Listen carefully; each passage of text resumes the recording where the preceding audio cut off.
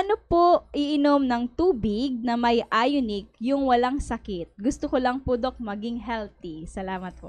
I'm really thankful and I appreciate your interest sa aming product. Pero ang tanong ko po is, paano kayo makakakuha ng ionic? Ano po? Pero just in case na meron po kayo, kung wala po kayong sakit, all you have to do is to take ionic mineral drops at 10 drops 4 times a day. Okay? Kung wala ho kayong sakit. If your weight is above 40 kilos. Pero kung kayo po ay aabot ng mga 100 kilos in weight, you could take as high as 20 drops 3 times a day. Okay po? And sana kung talagang ito po ay gusto ninyong gamitin para sa inyong health, please drink water only.